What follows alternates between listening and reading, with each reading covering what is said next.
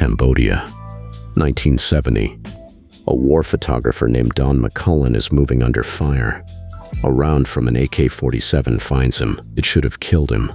Instead, it slams into the camera hanging against his chest and stops. The camera is destroyed. McCullen walks away alive. That camera was a Nikon F, the same camera that nearly every war photographer on Earth was carrying that decade. And here is the strange part.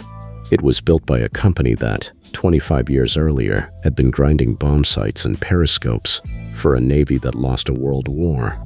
This is the story of how a defeated arsenal took over the front lines of the planet, one photograph at a time, and never gave them back. To understand that conquest, you have to understand what stood in its way. For 100 years, the finest lenses in the world came from one country, Germany. Leica, Zeiss. The words professional and German meant the same thing. This is the story of the camera that ended that. The Nikon F, Chapter 1. The Loser's Optics. Nippon Kogaku, Japan Optical, was founded in 1917 to give Japan's military the lenses it had been buying from Germany. By 1945, it ran 19 factories and 23,000 workers, grinding periscopes, rangefinders, and bomb sights for the Imperial Japanese Navy. Then Japan lost the war.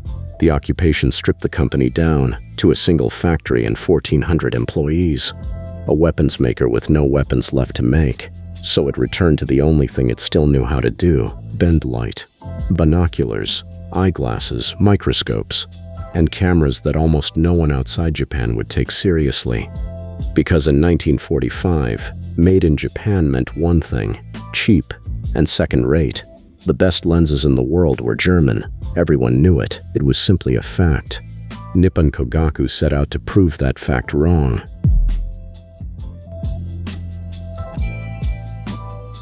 June 1950.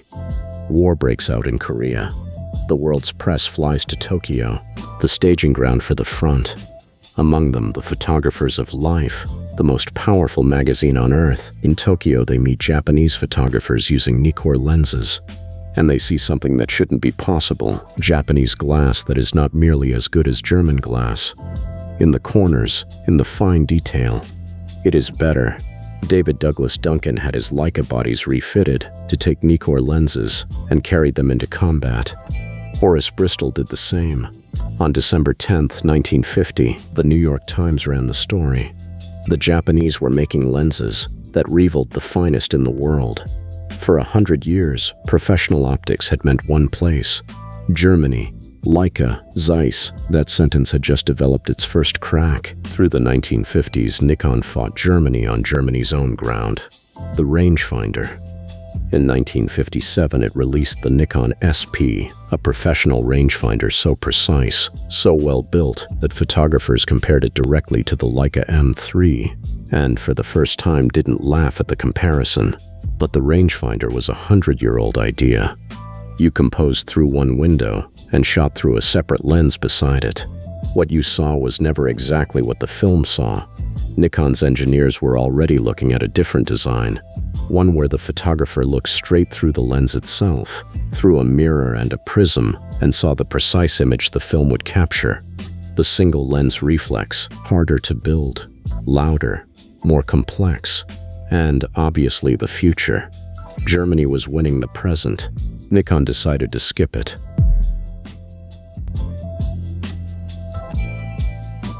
In 1959, Nippon Kogaku released the Nikon F. It was not just a camera, it was a system. Everything came apart and went back together. The viewfinder prism lifted off and could be swapped for a waist-level finder or a metered one. The focusing screen pulled out and changed. A motor drive bolted to the base and fired up to 4 frames a second. At the center of it was a new bayonet lens mount. Nikon called it the F mount, and it was built like nothing else. A titanium foil shutter, a body machined from brass and steel, that photographers would later describe as a hammer that happened to take pictures. The viewfinder showed 100% of the frame. What you saw was exactly what you got. Leica had spent decades perfecting a single, beautiful object. Nikon had built a machine you could rebuild in your own hands. For any job on Earth, the genius of the Nikon F was not any single part. It was that the parts never stopped fitting together. The F-mount, introduced in 1959, would keep accepting new lenses for the next 59 years. A photographer could buy a lens in 1959 and still mount it on a Nikon body bought half a century later. No camera maker had ever offered that kind of permanence. Germany sold you perfection. Nikon sold you a commitment that never expired, and around the F, Nikon built an arsenal. Wide angles and telephotos, the legendary fast portrait lenses, underwater housings, copy stands, bulk film backs, an entire ecosystem built around a single mount. Whatever a professional needed to do, there was a piece of the system that already did it. The camera didn't just compete, it surrounded the customer until leaving became unthinkable.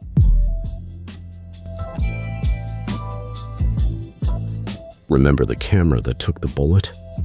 By the time Don McCullin carried his Nikon F into Cambodia, it was no longer unusual. It was the standard. Vietnam was the war that wrote the Nikon F into history. For the photographers who defined that war, whose images ran on every front page and changed how a nation saw itself, the Nikon F was standard issue, not by order, by consensus, light enough to carry for miles, tough enough to survive being dropped, soaked, and buried in mud, and the motor drive caught the half-second. A slower camera would miss. The round that hit McCullin destroyed his camera. He kept the wreck for the rest of his life, proof of the one time a Nikon F failed to take a picture and saved a life instead. By the mid-1960s, the conquest was no longer in question. Walk into any press pool, a war zone, an election, the Olympic Games, the edge of a launch pad, and the cameras hanging from the photographers' necks were almost all the same. Black bodies, the white Nikon script, the motor drive's mechanical stutter, firing in unison when the moment broke. The Nikon F had become the uniform of a profession, a camera that, for a working photojournalist, no longer had to be chosen. It was simply what you used. Over its production run, Nikon would sell more than 860,000 of them, an astonishing number for a camera, built for professionals and priced like a small car. The arsenal of a defeated empire now hung from the neck of nearly every photographer, documenting the world's wars.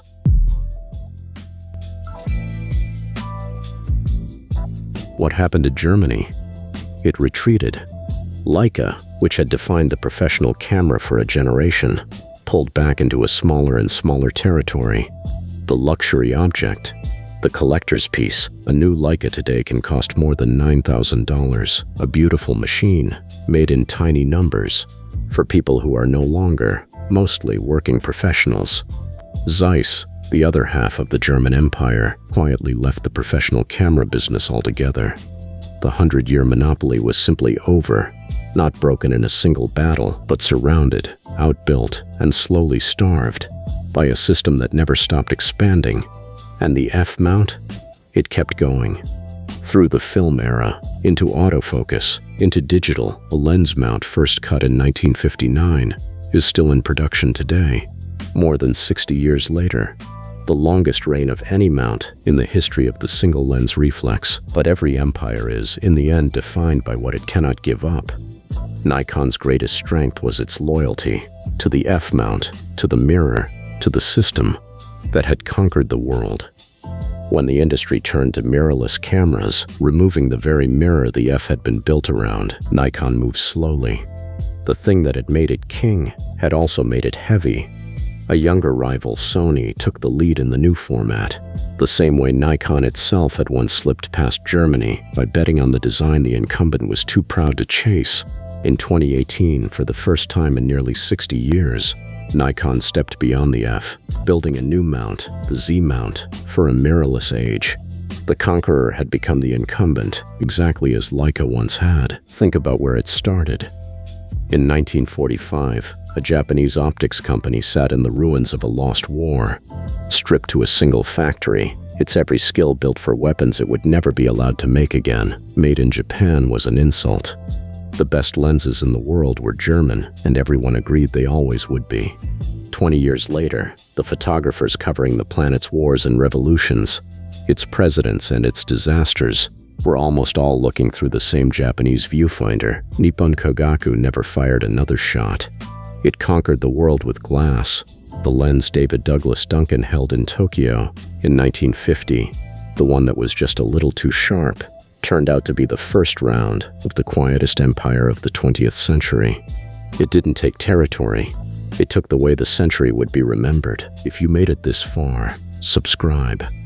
We tell the stories behind the cameras that changed everything, the numbers, the decisions, and the wars they were really fighting. Next time, the camera that taught itself to focus and the company that bet everything to build it, only to watch its rivals walk away with the prize.